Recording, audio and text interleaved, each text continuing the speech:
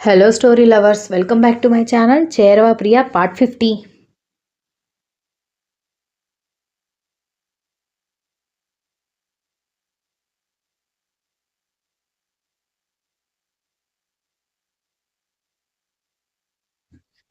ఏంటి తమాషాగా ఉండేది? అసలు నీ గురించి నువ్వేమనుకుంటున్నావు విజ్జు అని ఐశ్వర్య కళ్ళలో నీళ్లతో అడిగేసరికి విజ్జు ఏం మాట్లాడకుండా దిక్కులు చూస్తుంటే, నన్ను ప్రేమించమని నేను అడిగానా? నన్ను ప్రాణం కంటే ఎక్కువగా చూడమని నేను చెప్పానా? అవన్నీ చేసింది నువ్వే కదా, మరెందుకు తప్పు మొత్తం నా మీద తోస్తున్నావు అనగానే, ఓకే ఇదేం తప్పు కాదు, ఇవన్నీ చేసి తప్పు చేసింది నేను, సరేనా? ఇంకా వెళ్దాం పద. మీ ఇంట్లో లేట్ అయిందనుకో, మళ్ళీ మీ నాన్న నేనేదో చేశానని అనుకుంటాడు అన్నాడు విజ్జు.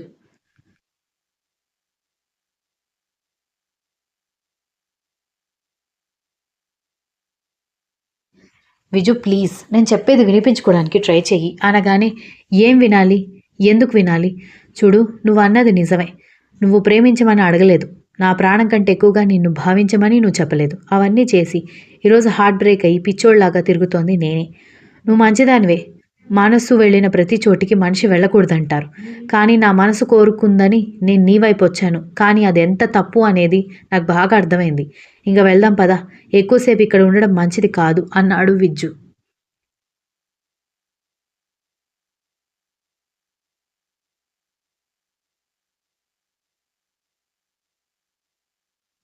ఐశ్వర్య కోపంగా చూస్తూ, కదా ఈ తప్పులన్నీ నువ్వు చేసినప్పుడు నన్నెందుకు శత్రువులాగా చూస్తున్నావు? సాయంత్రం నుంచి నీ గురించి పిచ్చిదానిలాగా ఇక్కడ వెయిట్ చేస్తుంటే కనీసం రెండోసారి వచ్చి చూడలేదు కూడా. అనగాని ఇప్పుడు వచ్చింది నేను కాదా?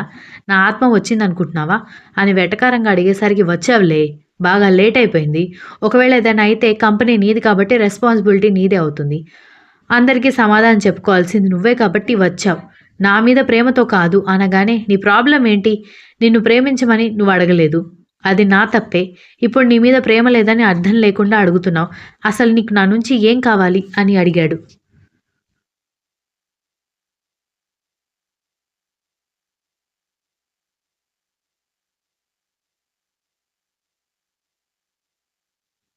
నాకు సమాధానం కావాలి అని అడిగేసరికి, దేనికి సమాధానం చెప్పాలి నేను అని విజ్జు కోపంగా అడగడంతో, నీకు సంబంధం చూసిందెవరు అని అడిగేసరికి విజ్జు సైలెంట్ అవ్వడంతో, సమాధానం చెప్పు, నీకు సంబంధం చూసిందెవరు అని కోపంగా అడిగేసరికి, మా మమ్మీ అనగానే, కదా నాకు ఫోన్ చేసి నా కొడుక్కి సంబంధం చూశాను, నువ్వే కాఫీ షాప్కి తీసుకువెళ్ళాలి అని అడిగితే ఆ సమయంలో నన్నే సమాధానం చెప్పమని అడుగుతావు అనగానే, ఆవిడ తీసుకువెళ్ళమని చెప్పిందనుకో, నీకు బుర్ర లేదా? ఆయన నన్ను ప్రేమిస్తున్నాడు, వేరే అమ్మాయిని ఎందుకు చూస్తాడు అని అడగడం తెలీదా అనగానే, ఆ విషయం మీ అమ్మగారికి తెలీదా అని అడిగింది ఐశ్వర్య.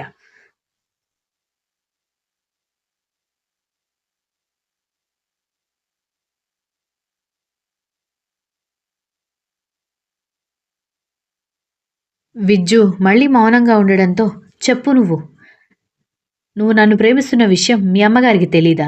తెలియకుండానే ఇంటికొచ్చి సంబంధం అడిగి మా నాన్న మాటలు నచ్చక కోపంగా వెళ్ళిపోయారా అని అడిగేసరికి, ఓకే ఓకే, మా మమ్మీకి అన్ని విషయాలు తెలుసు, అయితే ఏంటి అనగానే, మీరు నన్ను ప్రేమిస్తున్నారని తెలిసి నన్నే కాఫీ షాప్కి తీసుకుని వెళ్ళి ఇద్దరిని మీటింగ్లో కూర్చోబెట్టమని చెప్పిందంటే అర్థమేంటి?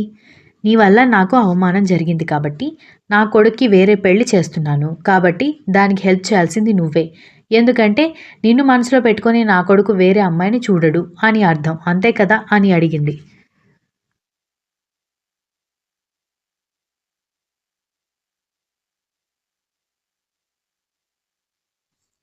విజ్జు మౌనంగా ఉండేసరికి, ఒక విషయం అడుగుతాను, జెన్యూన్గా సమాధానం చెప్పు విజ్జు. నువ్వు ఇగ్నోర్ చేస్తున్నావని మీ అమ్మగారు బాధతో ఇలాగే బయటికి ఎక్కడైనా వెళ్ళినప్పుడు నువ్వు మాట్లాడే వరకు నేను బయటికి రాను అని ఇలాగే కూర్చున్నారనుకో, ఇలాగే అర్ధరాత్రి వరకు నువ్వు మీ ఇంట్లో ప్రశాంతంగా ఉంటావా అని అడిగేసరికి విజ్జు ఆశ్చర్యంగా ఐశ్వర్య వైపు చూడడంతో, చెప్పు, ఇలా నేను ఆఫీస్ దగ్గర ఒంటరిగా ఉన్నట్టు మీ అమ్మని వేరే దగ్గర ఒంటరిగా ఉండనిస్తావా అని అడగడంతో విజ్జు ఏం సమాధానం చెప్పాలో తెలియక దిక్కులు చూస్తుంటే, ఉండనివ్వలేవు, ఎందుకంటే అక్కడున్నది నీ కన్న తల్లి కాబట్టి. నన్ను వదిలేసినట్టు మీ అమ్మగారిని వదిలేయలేవు. అసలు అక్కడ దాకా ఎందుకు? దీనికి కర్త కర్మ క్రియ మొత్తం మీ అమ్మగారే కదా. మహా అంటే నువ్వు మీ అమ్మతో మాట్లాడకుండా ఉండొచ్చు, కానీ మీ అమ్మనైతే వదిలేయలేవు. ఇంట్లో నుంచి వెళ్ళిపోమ్మని చెప్పలేవు, నువ్వు కూడా ఇంట్లో నుంచి వెళ్ళలేవు. ఆ రోజు ఉక్రోషం దాచుకోలేక ఇంట్లో నుంచి వెళ్ళిపోయావు అంతే. సంబంధం చూశాను, ఆ అమ్మాయిని వాడిని మాట్లాడుకునేలా చెయ్యి అని చెప్పిన మీ అమ్మగారు బావున్నారు.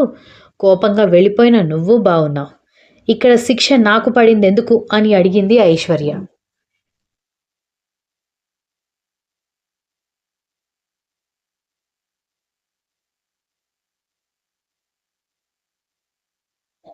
విజ్జు మౌనంగా ఉండేసరికి ఎందుకో తెలుసా? నేను నువ్వు ప్రేమించిన అమ్మాయిని మాత్రమే. మీ ఫ్యామిలీ మెంబర్‌ని కాదు, నీకు ఇంపార్టెంట్ పర్సన్‌ని కాదు అనగాని నువ్వు ఇంపార్టెంట్ పర్సన్ కాదు అనుకుంటే, నీకన్నీ తెలిసి వేరే అమ్మాయితో మాట్లాడమని చెప్పావని, నీ మీద కోపంతో నేనెందుకు వెళ్ళిపోతాను అని అడిగేసరికి, మరెందుకు నన్ను అలా వదిలేసావు? 4 గంటల నుంచి పిచ్చిదానిలాగా ఇక్కడే కూర్చున్నాను. ఇప్పుడు టైం ఎంతవుతుందో తెలుసా? 11. ఇప్పుడు కూడా లేట్ అయితే ప్రమాదం కాబట్టి ఒక సోషల్ రెస్పాన్సిబిలిటీతో వచ్చావే తప్ప నా మీద నీకు ప్రేమ పోయింది విజ్జు. నీకొక విషయం తెలుసా? ప్రశాంత్ నీకు చెప్పాడో లేదో కానీ నీకు అతను బెస్ట్ ఫ్రెండ్ అని తెలుసుకొని నువ్వెక్కడున్నావో తెలుసుకోవడం కోసం అతనికి ఫోన్ చేశాను. అతను నాకు తెలీదు అని చెప్పాడు. అప్పుడు నేను ఎందుకు వెతుక్కుంటూ వచ్చానో తెలుసా? నువ్వేం చెప్పినా నేను వింటాను. నేను నిన్ను తప్ప ఇంకెవ్వరిని పెళ్లి చేసుకోను. ఇప్పుడే పెళ్లి చేసుకుందామంటే చేసుకుందామని చెప్పడానికొచ్చాను. కానీ ఆ రోజు నువ్వు నాకు దొరకలేదు. ఈ రోజేమో ఇలా అని బాధపడేసరికి విజ్జు ఆమె వైపు ఆశ్చర్యంగా చూసి ఏమన్నావు అన్నాడు.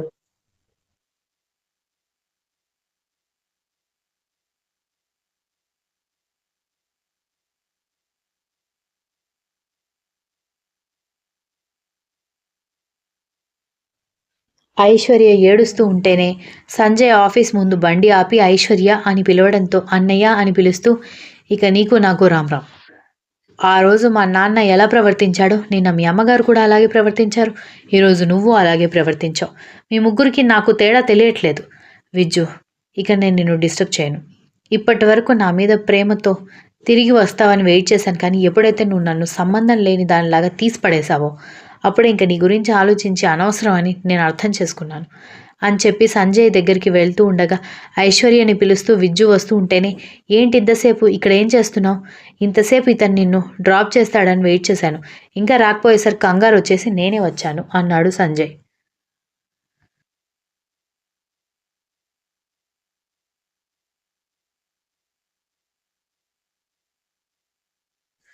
సారీ అన్నయ్య.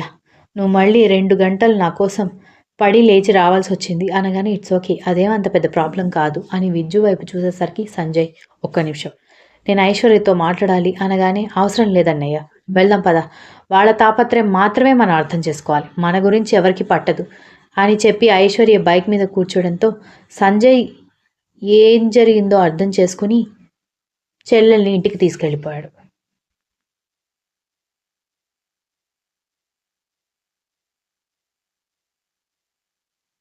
విజ్జు వెళ్తున్న ఐశ్వర్య వైపు చూస్తూ ఉండేసరికి ఏమైంది సార్ అని సెక్యూరిటీ అడిగేసరికి ఏం లేదని విజ్జు చెప్పడంతో నాకు అర్థమైంది.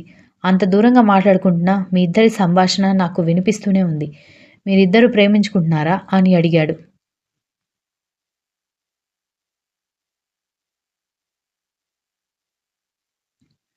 విజ్జు ఏం మాట్లాడకపోవడంతో ప్రేమలో ఉన్నప్పుడు ఇలాంటి చిన్న చిన్న అపార్థాలు సహజమే సార్.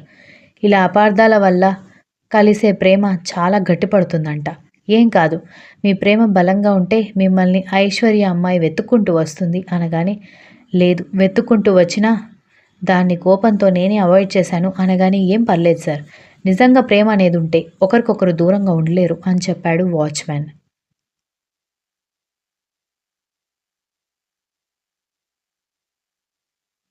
విజ్జు ఏం మాట్లాడకుండా కారులో కూర్చుని ఇంటికి వెళ్ళిపోవడంతో ఏమైంది ఐశ్వర్య అని సంజయ్ అడిగేసరికి ఏం కాలేదన్నయ్య పద వెళ్దాం అనగానే దివ్య నాకు అన్ని విషయాలు చెప్పింది. విజ్జు డ్రాప్ చేస్తేనే వస్తానని ఇక్కడే కూర్చున్నావంట.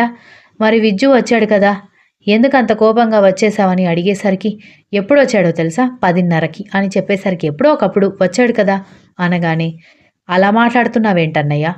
ఒంటరిగా నువ్వు కూర్చుంటే ఇంత లేట్‌గా వస్తాడా అని కోపడతావని అనుకుంటే, ఎప్పుడో ఒకప్పుడు వచ్చాడు కదా అని సపోర్ట్ చేస్తున్నావేంటి అని అడిగింది.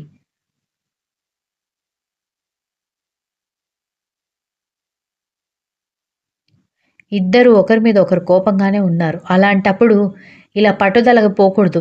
ఎప్పుడో ఒకప్పుడు వచ్చాడు. నీ మీద ప్రేమ లేకుండా అయితే రాడు కదా అనగానే, అన్నయ్య నువ్వు ఇంకేం మాట్లాడకుండా ఇంటికి పోనివ్వు. నువ్వు అడిగే ప్రశ్నలకి సమాధానం చెప్పేంత ఓపిక నా దగ్గర లేదు అని చెప్పేసరికి ఇక సంజయ్ ఏం మాట్లాడకుండా ఇంటికి తీసుకెళ్ళిపోయాడు.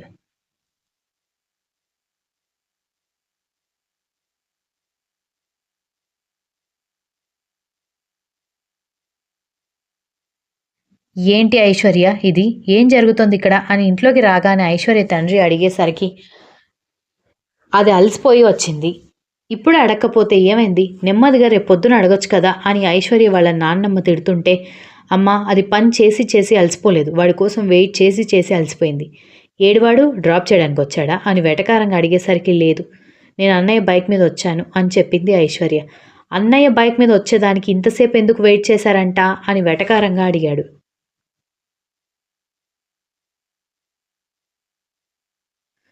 Continues. If you like this story, please like, share, comment, and don't forget to subscribe.